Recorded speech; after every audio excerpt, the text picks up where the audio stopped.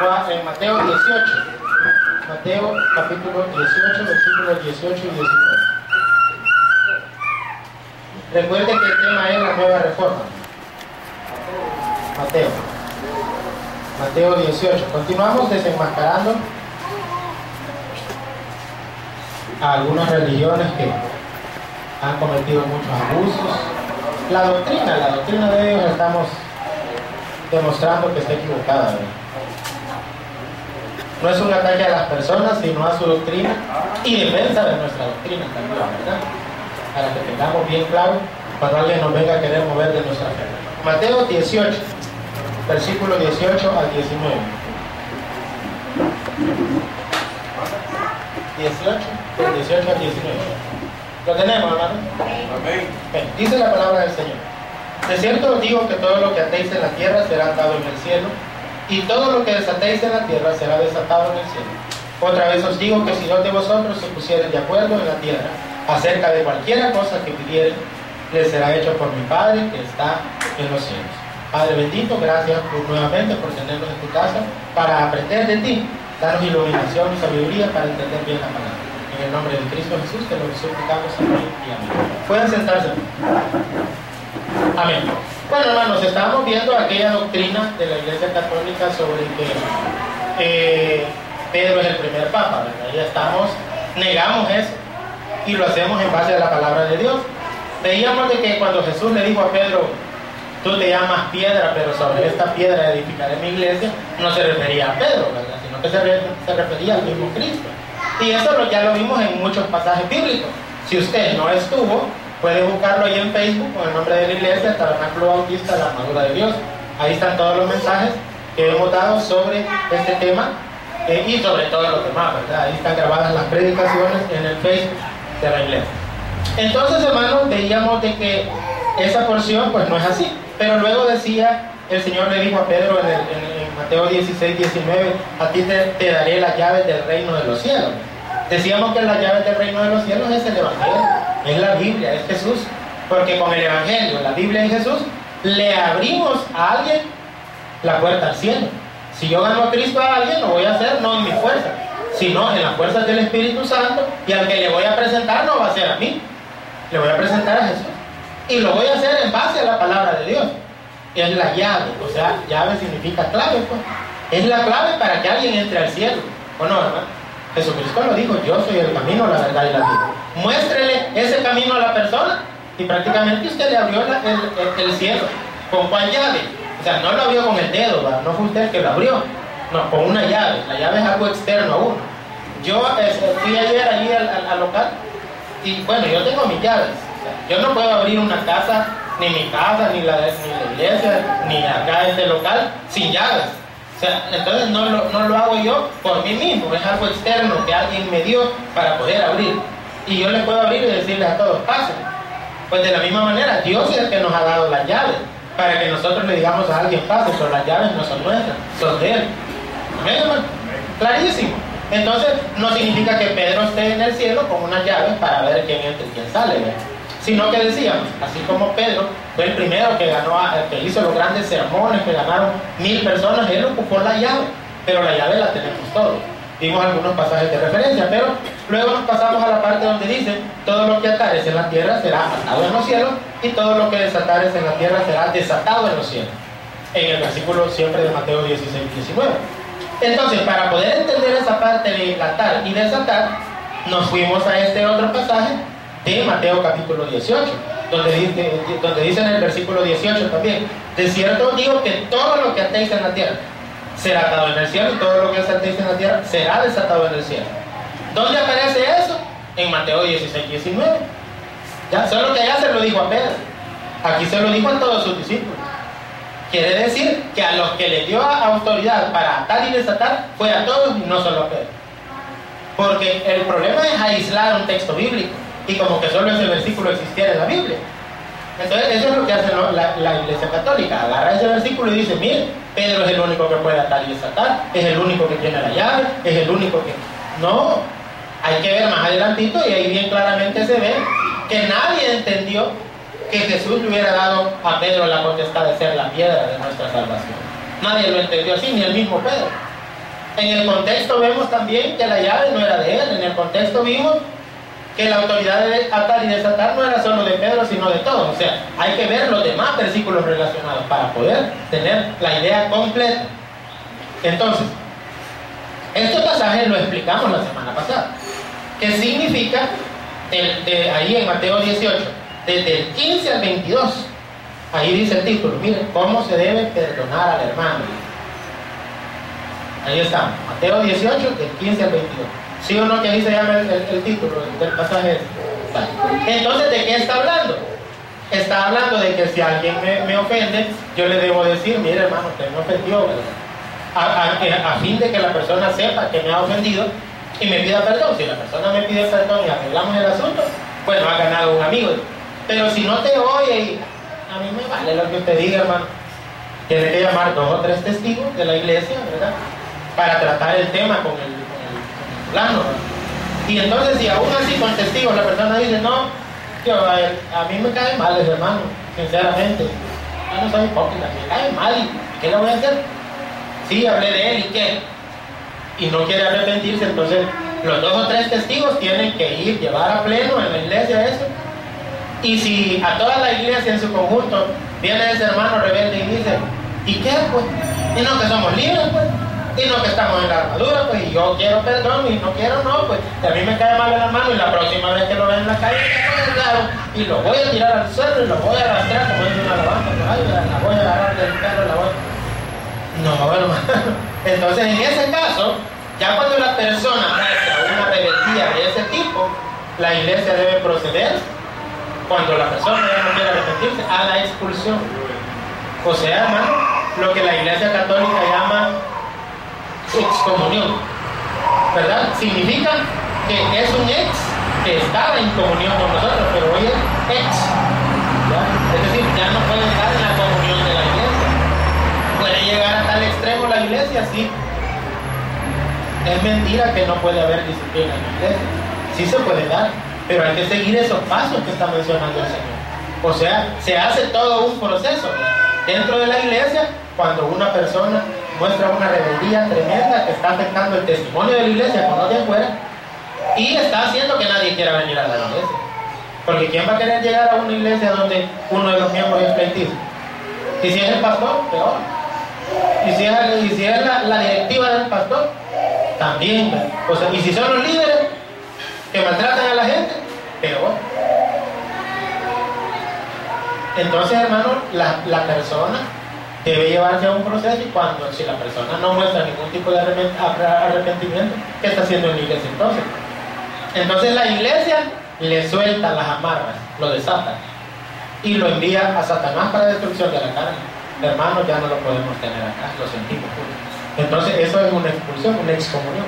La idea no es destruir al hermano, es que él se arrepienta, porque al salir de una cerca invisible que la iglesia tiene, porque el Señor dice que tiene como una cerca de protección alrededor de cada uno de nosotros. En Hebreos 1:14 dice que tiene ángeles. Fíjense bien, dice que los ángeles son espíritus ministradores enviados a favor de los que serán herederos de la salvación. Pero también en Job, capítulo 1, Satanás le dice a Dios, ¿cómo voy a tocar a Job si tú alrededor de él has puesto una cerca? Quitarle la cerca y déjame que le pegue la gran revolcada y vas a ver si no blasfema contra ti. Vaya, le dijo el Señor, te voy a permitir que lo toques, pero cuidadito con su alma. Y entonces vino Satanás y tocó a Job, porque ya el Señor había retirado esa cerca, ¿ya? Pero entonces allí, claro, en el caso de Job sabemos de que él era un varón recto, justo, temeroso de Dios. No se refería a una disciplina, era una prueba nada más para Dios demostrarle a Satanás la fidelidad de su siervo Job. Pero en este caso estamos hablando de un miembro rebelde que no quiere arreglar nada, entonces va a haber que expulsarlo. Entonces, una vez se expulse a esa persona, Satanás, Dios le quita la protección. Por eso dice, si tú lo desatas, yo lo desato, dice el pasaje. Y si tú lo atas, pues yo lo ato en el cielo. Lo que atares en la tierra será atado en el cielo. Lo que desatares aquí será desatado allá. Si al final la iglesia desata a ese miembro y lo deja ir al mundo, pues allá el diablo le va a pegar una buena revolcada. Dios también le quita su cerca de protección. Pero si la iglesia lo deja atado a la iglesia, a la comunión, bajo condiciones, ¿verdad? Hermano, mire, si usted promete ya no hacer eso, porque está afectando a la iglesia, que ya nadie quiere venir por su culpa. Si usted promete cambiar, ya bajo esa condición lo podemos permitir que siga congregándose. Ahí lo dejamos atado, aunque sea con condición. Entonces Dios tampoco le quita su cerca de protección, lo cual quiere decir que Dios nos pone a nosotros, a la iglesia, para que nos pongamos de acuerdo. Por eso yo siempre bromeo en broma y en serio, ¿verdad?, que somos una iglesia democrática, libre, soberana, independiente, porque debe haber una democracia en la iglesia también, ¿verdad? Claro, pero principalmente una teocracia. Es decir, nosotros nos ponemos de acuerdo, pero le pedimos a Dios que guíe la votación, ¿o no? Que sea Él que decida. Entonces hay una teocracia que es donde Dios manda, y hay una democracia donde votamos, donde nos ponemos de acuerdo. Entonces Dios, eso es lo que quiere, que la iglesia se ponga de acuerdo. Entonces Dios dice, yo voy a respaldar la decisión que ustedes tomen. Si ustedes lo hacen, yo lo hago. Si ustedes lo desatan, lo desato. Este pasaje va relacionado con un texto de Juan. Busquemos Juan 20, 19.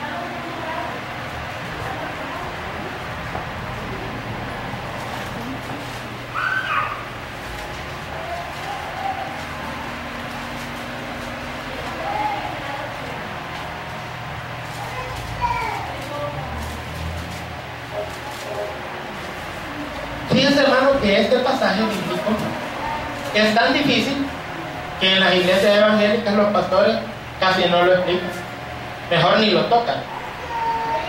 O sea, le tienen miedo al pasaje, porque es un pasaje difícil de entender. Porque este texto es utilizado por la Iglesia Católica para decir que el sacerdote tiene la autoridad para perdonar pecados.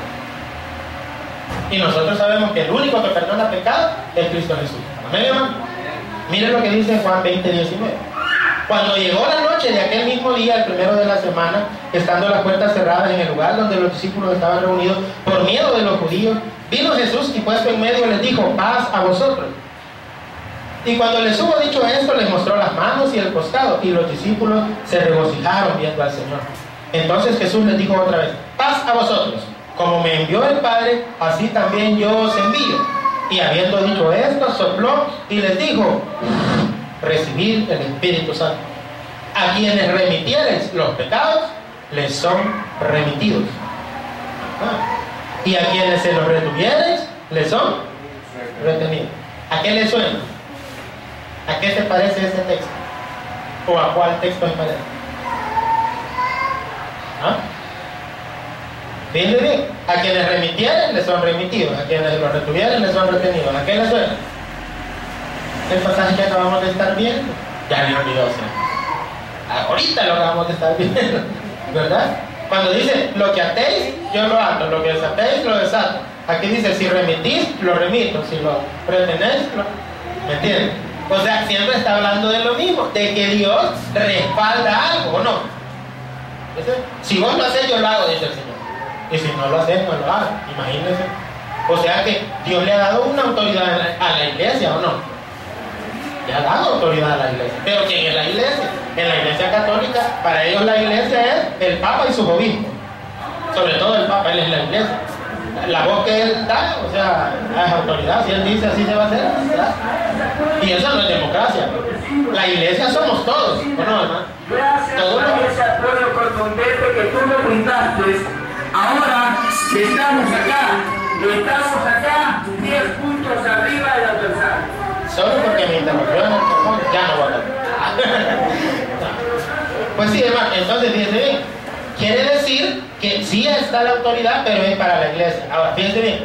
El Señor dice, primero recibid el Espíritu Santo.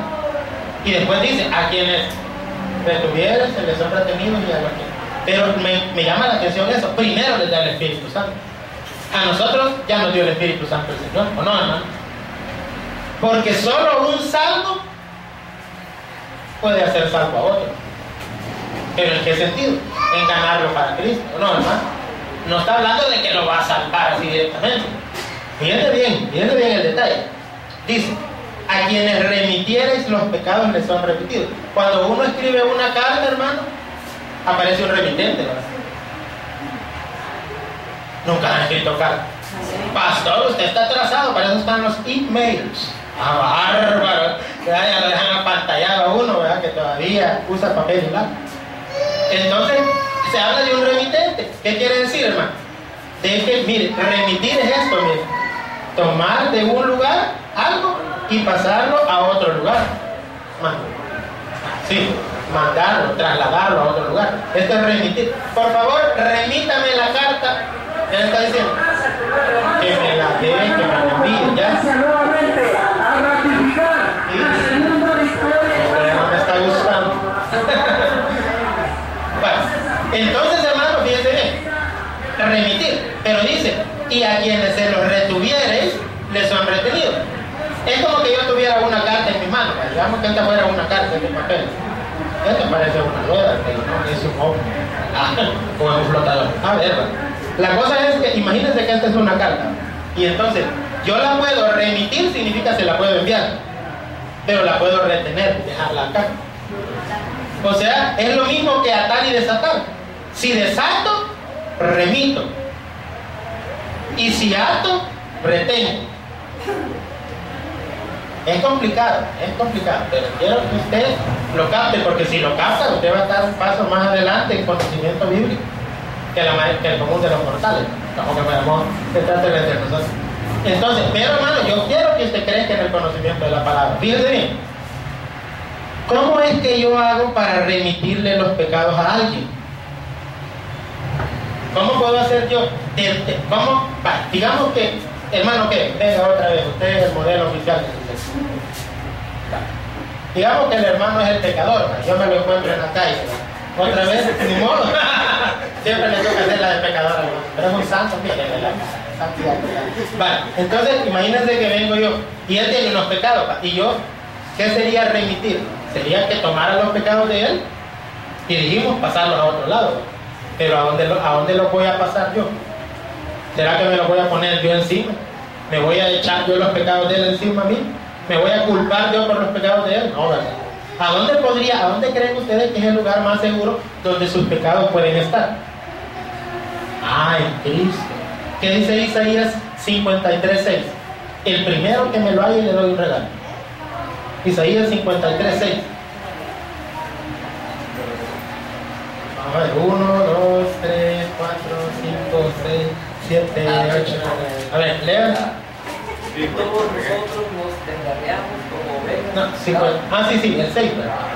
Como ovejas, Sí. cada cual se apartó Por su camino. mas Jehová Cargó en él. Cargó en él el pecado de todos nosotros. Ah, el regalo era un aplauso del pastor. Mire qué regalo más bonito el que le di. Un aplauso le di. ¿Cómo la ven? Gran regalo. Dele una de las pequeñas. ¿De cuál? De los de dólares. Pues sí, para que la ponga en la puerta. Yo le ayudé. Vale, ya ven.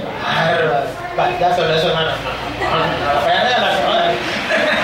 Ya estabas acá con toda, no tengo que halagar dueño, ¿verdad? Entonces, ahí dice, Jehová cargó, digamos que yo fuera Jehová. Y hermano Rodrigo, vale. Y digamos que él es el pecador y él es Jesús, digamos. ¿En la cara? Entonces vengo yo, el evangelizador, y lo gano a Cristo a él. Cuando yo lo gano a Cristo, yo estoy remitiendo los pecados de él para acá. Agarro los pecados de él y se los transmito a Jesús. ¿Qué dice Isaías 53:6? Mas Jehová cargó en él, o sea en Jesús, el pecado de todos nosotros. Jehová es realmente el que remite los pecados, no nosotros. ¿Pero por qué? Si allí dice que nosotros somos los que lo remitimos. Sí, pero dice, si ustedes lo remiten, yo lo remito. Entonces al final, ¿quién es el que lo hace? Dios. O sea, uno solo es un medio, pero, o sea, como que somos un televisor nosotros. Pero el programa de televisión lo da Dios. Dios es el que está en cadena, ¿verdad? Yo soy el televisor, soy el medio, pero Dios es el que sale dando el mensaje. Entonces, cuando yo lo evangelizo a Él, es el Espíritu Santo hablando a través de mí. Y si Él acepta a Cristo, los pecados de Él pasan. Es como que yo lo hiciera, pero en realidad, si yo lo hago porque yo estoy evangelizándolo, Dios lo hace. O sea, Dios es el que agarra los pecados de Él y los carga en Jesús. Entonces, si yo vengo y Él ya hizo la oración, Y yo le pregunto, ¿y si usted muriera hoy, a dónde iría su alma? ¿Al cielo o al infierno? ¿Qué me respondería? Al cielo. ¿Por qué al cielo? Ajá, y al aceptar a Cristo en su corazón, ¿qué pasó? Ajá, pero solo transformación y sus pecados. ¿Dónde están sus pecados ahorita? No, pues sí, siempre pecamos, pero los pecados pasados, presentes y futuros, ajá, los perdonó. Pero ¿cómo los perdonó? Los agarró de usted, los quitó de encima de usted y los pasó ¿para dónde? Para que Jesús. Entonces eso es lo que sucede. Remitimos nosotros, cuando ganamos a Cristo a alguien, le remitimos los pecados y entonces Dios los remite a Cristo. Pero si yo no lo gano a Cristo y digo, no, hay que esconderme, no le voy a hablar la palabra. Entonces yo le retengo los pecados, se los tengo amarrados ahí los pecados. Como no fueron pasados donde Jesús, se va a condenar por culpa mía. Y Dios está diciendo, bueno, si vos le retenés los pecados, yo también. ¿Por qué creen ustedes que dice el Señor? Si yo dijera al impío, de cierto morirás, y tú no le amonestares ni le hablares, él se perderá por lo inmenso de su locura, pero de tu mano te mandaré su sangre, dice el Señor. ¿Entienden mejor ahora este pasaje? Si yo no lo gano a Cristo, Dios no lo va a forzar. ¿Entienden? Dios a nosotros, la iglesia, nos ha dado la obligación, porque no es si queremos, es una obligación de ganar las almas. Si yo no lo gano a Cristo, Dios no va a agarrar sus pecados y los va a trasladar para él. Él se va a condenar, pero el que le echa la culpa va a ser a mí, porque no le quise remitir los pecados ganándolo a Cristo. Vale, pueden sentarse modelos de televisión. Vale, entonces, a eso se refiere la palabra. Ahora, ¿cómo aplica esto en cuanto a la disciplina eclesiástica? Porque aunque se parecen ambos pasajes, el de atar y desatar y el de remitir y no remitir, en realidad la remisión está hablando del pecado, el atar y desatar se está refiriendo a la persona. Si yo a la persona no lo gano a Cristo, ¿verdad? Entonces prácticamente, como él tiene sus pecados, lo tengo que desatar, que se vaya al mundo, que se va a ir al infierno, porque tiene todavía atado sus pecados. Pero si yo le desato sus pecados, entonces lo dejo atado a la iglesia, ¿ya? Es lo contrario. Si yo lo dejo, si los pecados siguen sobre él, siguen atados a él, entonces él es desatado para que vaya al infierno. Pero si los pecados de él son quitados y pasados a la cruz de Cristo, él queda atado a la iglesia. En el caso de una persona que ha fallado dentro de la iglesia y la iglesia lo va a excomulgar o le va a hacer la excomunión o lo va a expulsar de la iglesia, siguiendo el proceso, ahí, ¿cómo aplicaría este texto? Igual, vean, no soy yo el que le voy a remitir la culpa de la ofensa a la persona, es Dios. Pero yo soy como un medio, ¿por qué? Porque yo junto a los dos hermanos en contienda y le digo, hermano, discúlpese con el hermano, usted lo ofendió. Entonces, si la persona lo hace, entonces es como que yo le remito el pecado que él había cometido a Jesús y le digo, mira, Señor, el hermano ya le pidió disculpas, ¿ya? Entonces, como tú le has llevado el pecado en la cruz del Calvario, tú le remitiste el pecado, Señor, porque él se está arrepintiendo, entonces él puede seguir en la iglesia, ¿verdad? Sí, me dice el Señor, entonces que se quede. Pero si él no se quiere arrepentir de la ofensa que le está haciendo al hermano, entonces su pecado no es remitido y por lo tanto tiene que ser soltado, que se vaya. ¿Ya? Así aplica. Pero la iglesia católica creía que era un poder sobrenatural que el sacerdote tenía, de que la persona tenía que venirse a confesar con él y contarle todos los pecados, y el sacerdote le ponía una penitencia, y noten que la persona no era perdonada sino por la penitencia. La persona tenía que decir tantos Padres Nuestros, tantas Ave María, y entonces el sacerdote, una vez cumplida la penitencia, le decía, vaya, te absuelvo, te perdono. ¿Me entiendes? Pero, ¿será que el Señor nos ha puesto penitencias a nosotros para perdonar nuestros pecados? No, es solamente la sangre de Jesucristo, su Hijo, que nos limpia de todo pecado. Así que así se aplica ese pasaje. Vean un ejemplo de esto en Hechos capítulo 5. Después de Juan está, no está muy lejos de donde está. Hechos capítulo 5. Mire, lo más fácil, hermanos, es saltarse esos pasajes, ¿no? Lo más fácil es no estudiarlos, saltárselos por el grado de dificultad que tienen. Pero como teólogo, yo no me puedo dar el lujo de es simplemente obviar el texto, hay que explicarlo. Veamos lo que dice Hechos capítulo 5. Ananías y Zafira. ¿Lo tenemos? Pero cierto hombre llamado Ananías con Zafira, su mujer, vendió una heredad y sustrajo del precio, sabiéndolo también su mujer, y trayendo solo una parte, lo puso a los pies de los apóstoles. ¿Cuál era el problema ahí? Bueno, el problema, hermanos, es que dice el versículo 34 del capítulo anterior. Así que no había entre ellos ningún necesitado, porque todos los que poseían heredades o casas las vendían y traían el precio de lo vendido y lo ponían a los pies de los apóstoles y se repartía a cada uno según su necesidad. La iglesia primitiva no veía a un hermano muriéndose de hambre y lo dejaban, hay que ver, ¿no? Sino que entre todos le ayudaban. Pero ¿cómo? Los que tenían más, daban más, los que tenían menos, daban menos, pero los que tenían más, eso que daban, lo ponían a los pies de los apóstoles y ellos distribuían. Aquella hermana está más necesitada, le vamos a hablar de eso.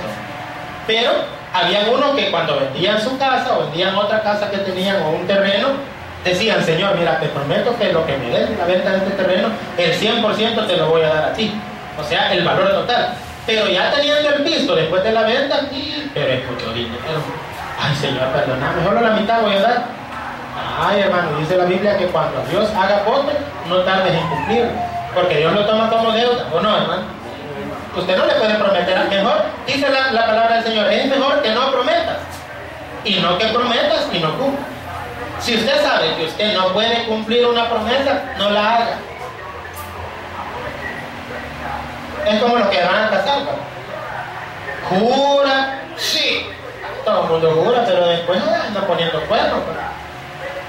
Entonces no podemos mantener una promesa. Mejor no prometa. Si Dios le pone en el corazón a hacer algo, hágalo. Pero no ande diciendo palabras de cosas que no van. ¿Sí? Entonces Ananías y Zafira vendieron una heredad y dice que sustrajeron del precio. El problema es que cuando Pedro les preguntó, ¿y la vendieron en tanto? Sí, sí. En eso la vendimos. Estaban tratando de engañar a quién. A Dios. Porque Dios es el Espíritu Santo, ¿no, hermano? Este es un pasaje que usted puede utilizar para demostrarle a un testigo de Jehová que el Espíritu Santo es Dios. Porque mira el versículo, lo que dice el versículo 3. Y dijo Pedro, Ananías, porque llenó Satanás tu corazón para que mintieses a quién. Hechos 5:3. Para que mintieses a quién.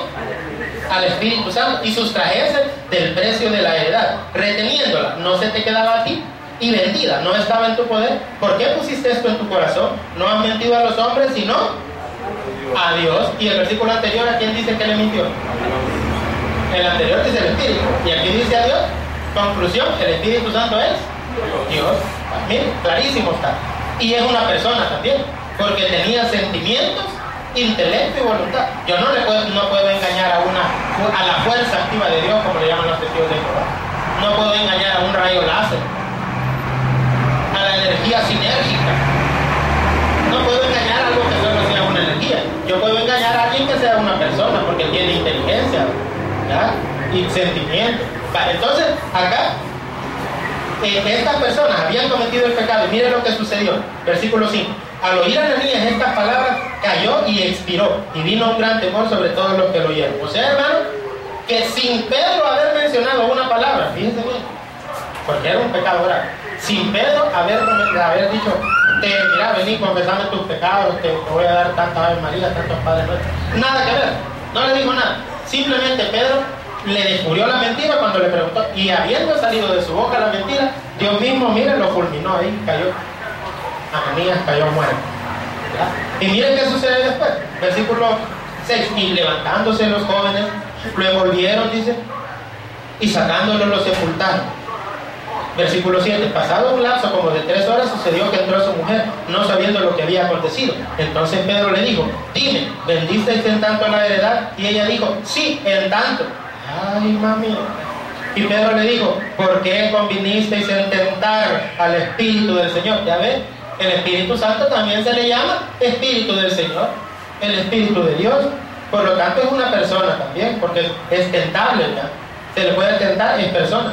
He aquí a la puerta a los pies de los que han sepultado a tu marido y te sacarán a ti. Al instante ella cayó a los pies de él y expiró. Entonces, hermanos, mire qué claro está ahí. Inmediatamente cayó, sin decir ninguna palabra. Pero ahora veamos un caso donde la iglesia sí emite palabra, donde ahí toman la autoridad de desatar a alguien porque no se quiso arrepentir. Como no se arrepintió, no le remitieron su pecado. O sea, Cristo ya había pagado por él. La culpa del pecado original ya estaba quitada. Pero los pecados que cometemos diariamente, hermano, si no los confesamos, aunque la culpa ya fue perdonada en la cruz, pero la consecuencia quedaría. Y cuando confesamos los pecados que cometemos todos los días, también cabe la posibilidad que Dios nos quite la consecuencia. ¿Cómo la ven? Cabe la posibilidad, eso queda en la misericordia de Dios. Si Dios tiene misericordia, hermano, Él puede quitarnos la consecuencia, ¿o no? Menos en caso de embarazo. Señor, dice la muchacha, salí embarazada y no soy casada. Perdona. Sí, le dice el Señor que perdona. Señor, ¿y el niño? No tenerlo, ¿verdad? Ella no se puede volver atrás. Pero si Dios dice, te voy a castigar, pero el impío reflexiona, entonces dice el Señor en otros pasajes, yo también me arrepentiré del mal que había pensado hacer. O sea, Dios está esperando que de las cosas malas que estamos haciendo, Dios puede decir en su mente ahorita, te voy a castigar, pero le está dando tiempo. Si usted se arrepiente y le dice, Señor, mira, ya no voy a ser fornicario ni adúltero, a partir de hoy voy a cambiar, y Dios mire el sincero arrepentimiento y tratar de cambiar, si mira la intención, puede que Dios diga, había pensado castigarte, pero no lo voy a hacer. Así como es usted con sus hijos, ¿sí o no? Claro, usted se pasa, ya acá en el nivel de aguado. Pero Dios, hermano, castiga, pero a veces también, ¿verdad? Cualquier parecido puede coincidencia, ¿me entiendes? Espero que nadie se haya por aludido, ¿verdad? Pero Dios, hermano, puede quitar la consecuencia. ¿Pero cuándo? Cuando mire el arrepentimiento sincero. Entonces, en la iglesia igual, viene la persona y no se quiere arrepentir, entonces nosotros no le remitimos su pecado. ¿Qué quiere decir? Eso, en este caso específico que estamos hablando, significaría que como la persona no se arrepiente, la consecuencia la va a pagar. Pero si se arrepiente, entonces lo que se remite ya no es el pecado, sino la consecuencia. Entonces, miremos el pasaje para que lo entendamos mejor. 1 Corintios capítulo 5.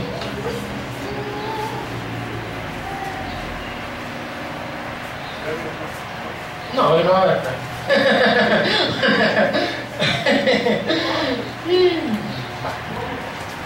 Aleluya. ¿Lo tenemos ahí, hermanos? De cierto se oye que hay entre vosotros fornicación, y tal fornicación cual ni aún se nombra entre los gentiles, tanto que alguno tiene la mujer de su padre. Pecado grave. En Levítico 18:8 y 20:11, ahí se dice que si una persona tenía relaciones con la mujer del papá, pero que no era la mamá de uno, o sea, con la madrastra, no, con la mía no, con la de él. Si uno tenía relaciones con la madrastra, dice que es como tener que ver con el papá de uno. ¿Por qué? Porque esa pareja es una sola carne. Si usted se mete con una persona casada, usted no solo se está metiendo con la persona casada, se está metiendo con la pareja de la persona casada. Porque si la persona con la que usted se metió tiene su pareja y esa pareja tiene SIDA, lo más seguro es que se lo haya pasado a esa muchacha. Y usted se mete con esa muchacha, le va a pasar a usted. ¿Me imagina? O sea, y si esa persona con la que usted se metió había tenido 20 parejas, usted tiene 20 posibilidades de contraer el SIDA. Porque una de esas 20 pudiera estar infectada, ¿o no?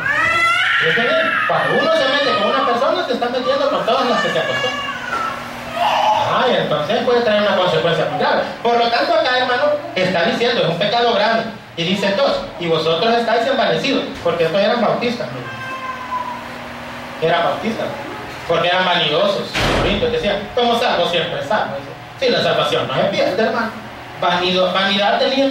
No, hermano, así hay que decir, no hay problema. Si usted, el hecho que tenga que ver con su madrastra no quiere decir nada. Así, somos una iglesia libre. No, eso no era libre, eran libertinos. ¿Cuál es la palabra que nos caracteriza a nosotros? Libertad. O libertinaje. Libertad, cuidado. Nosotros tratamos por lo menos de no ser una iglesia libertina, hermano. Fíjense bien. No confundan. El hecho que la salvación no se pierde no quiere decir que vamos a andar en pecado. ¿Por qué? Porque la consecuencia se paga. Hebreos 12:5 en adelante. Y habéis ya olvidado la exhortación que como hijo se os dirige diciendo: hijo mío, no menosprecies la disciplina del Señor, ni desmayes cuando eres reprendido por él, porque el Señor al que ama disciplina, como el Padre como el Padre al Hijo que ama. Así que Dios disciplina y azota, hermano, ¿o no? Y mire lo que dice ahí. ¿No debierais más bien haberos lamentado para que fuese quitado de en medio de vosotros el que cometió tal acción? Al final de todo lo dice, ¿o no? Entonces, ¿puede darse una expulsión en la iglesia, sí o no? Según ese versículo. Sí. Sí. Lo que pasa es que hay iglesias que, aquí usted sabe, ¿verdad? Aquí no hay. No, es que no hay que confundir. Si no, las iglesias caen en desgracia, hermano, ya no crecen. No crecen porque alguien anda dando un testimonio horrible y como nadie le dice nada, y por esas personas no llegan. No, si queremos tener una iglesia grande, tenemos que también tratar con asuntos de pecado. Pero claro, como dice Gálatas 6:1, considerándote a ti mismo, no sea que tú también seas pecado. No voy a agarrar yo. El problema con unas iglesias a la hora de aplicar la disciplina es que ustedes, pecadores, adúlteros. A mí me estaban contando de uno de los fundadores de una de las iglesias que antes era más grande. Hoy ya no, ¿verdad? Pero la que fue el primero, que llenó 2 estadios en cierta ocasión al mismo tiempo. Y uno de los fundadores de esa iglesia dice que hasta pegaba en el púlpito y los trataba con toda la gente. Y después le descubrieron que él también andaba. Y el pastor principal de esa iglesia es Chele, ya viéndolo en persona, ¿verdad? Hace poco andaba con una muchachita chula. Y como ya no es el pastor de esa gran iglesia, cuando alguien lo vio, pastor fulano, le dijeron, ¿qué tal? Dios le bendiga. Dicen que le cambiaban el color. ¿Cómo estaba el pecado? ¿Verdad? Menos mal que ahora es apóstol. ¿Cómo la ven? Entonces, mire, esa gente que es más radical para señalar el pecado del otro son los peores. Tienen una doble vida. Por eso, o sea, uno tiene que autoexaminarse primero, pero no quiere decir que tampoco no vamos a aplicar disciplina. No, es que como yo soy pecador, ¿quién soy yo? No, es que es otra cosa. ¿Quién soy yo para juzgar? ¿Quién soy yo para criticar? Pero la iglesia tiene un liderazgo que en casos así extremos tiene que tocar al cerco a ese hermano, hablar con él, ¿verdad? Y dice, mire lo que dice en el 3, ciertamente yo como ausente en cuerpo, pero presente en espíritu, ya como presente he juzgado al que tal cosa ha hecho. ¿Y quién es Pablo para juzgar? Era el apóstol, era el líder de la iglesia. Pero no está juzgando señalando así, como los fariseos, no. Está tratando el asunto hasta con testigos, porque tenían que haber 2 o 3 testigos. ¿Se acuerdan que les expliqué ese pasaje? Donde 2 o 3 están reunidos en mi nombre, y estoy yo, que no se refiere a la oración. No se refiere a que nos reunimos solo 3 en la iglesia y que ahí está el Señor, no. Son los 2 o 3 testigos a la hora de tratar un caso de disciplina. Y dice, mire lo que dice el versículo 4, es importante. En el nombre de nuestro Señor Jesucristo, reunidos, ¿quiénes, hermano? Vosotros, primer testigo. ¿Quién es el segundo testigo? Y mi espíritu. ¿Con quién? ¿Con quién más? Con el poder de nuestro Señor Jesucristo. ¿Cuántos testigos son? 3. ¿Ven? Se repite otra vez. Donde 2 o 3 están reunidos para tratar un caso de disciplina. Ahí estoy yo en medio de ellos. No se ande dando usted terapia de que no importa si solo 2 o 3 nos quedamos aquí en la iglesia. Así. Dios dice que con 2 o 3 que estén allí está Él, y eso me va. Y los demás que quieren, vayan. Se va a quedar solo. Porque no es así la cosa. ¿Verdad? Y mire, reunir. ¿Y cuál fue el veredicto al que llegaron? Para terminar, el tal sea entregado ¿a quién? A Satanás para destrucción de la carne. Desatémoslo de la iglesia, porque su pecado no ha sido remitido, está en él todavía, porque no lo ha confesado. Por lo tanto, la consecuencia debe pagarla. Sea echado a Satanás. Desátenlo. ¿Para destrucción de qué? Del alma, de la carne, a fin de que su espíritu sea salvo en el día de nuestro Señor Jesucristo. Es decir, que Él siempre se va a salvar, aunque sea excomulgado de la iglesia, siempre se va a salvar. Aunque el diablo allá afuera le pegue la revolcada, se va a salvar, pero va a sufrir las consecuencias. Y dice el 6, no es buena vuestra jactancia. ¿No sabéis que un poco de levadura leuda toda la masa? ¿No saben que el que anda en la miel algo se le pega? ¿No saben que el que con lobos anda a aullar aprende? ¿No saben que el que anda con sabios, sabio será? Limpiaos, pues, de la vieja levadura, versículo 7, para que seáis nueva masa sin levadura como soy, porque vuestra Pascua, que es Cristo, ya fue sacrificada. por vosotros. ¿Por qué menciona la Pascua? Porque en la Pascua se mataba un cordero y con ese cordero se comían panes sin levadura. Y si Cristo es el cordero, hay que comer panes sin levadura. O sea, la levadura es el pecado, hay que deshacernos del pecado. Así que celebremos la fiesta no con la vieja levadura ni con la levadura de malicia y de maldad, sino con panes sin levadura de sinceridad y de verdad. Os he escrito por carta que no os juntéis con los fornicarios. No absolutamente con los fornicarios de este mundo, o con los avaros, o con los idólatras, o con los ladrones, o los idólatras. Pues en tal caso sería necesario salir del mundo. No me refiero a los del mundo. Más bien os escribí que no os juntéis con ninguno que llamándose, está implicado que llamándose a sí mismo hermano, fuere fornicario, o avaro, o idólatra, o maldiciente, o borracho, o ladrón. Con el tal ni aún comáis. Porque ¿qué razón tendría yo para juzgar a los que están afuera, a los del mundo? ¿No juzgáis vosotros a los que están dentro? Pueblo, con 2 o 3 testigos, por supuesto. Porque a los que están afuera Dios los juzgará. Quitad pues a ese perverso. Palabra de Dios, como dice el Señor. Te alabamos, Señor. Pues vamos ahora, hermanos, démosle un aplauso al Señor por lo que hemos aprendido esta mañana. Papito lindo, gracias te damos, Señor santo y verdadero, por lo que nos enseña. Que esta enseñanza quede en nuestra mente y corazón, que siempre podamos traer papel y lápiz, Señor, para apuntar los versículos, irlos a estudiar a la casa, ver en el Facebook los mensajes, para poder, Señor, tener ese discernimiento que se necesita a la hora de evangelizar, Señor. Porque nosotros anhelamos que tú remitas los pecados de la gente a la cruz, pero eso será cuando ellos lo confiesen con sus labios. Pero ¿cómo lo van a confesar si no hay quien les predique? Danos a nosotros el anhelo y el deseo de poder hacerlo. En el nombre de Jesús te lo pedimos todo. Amén y amén. Le damos otro fuerte aplauso.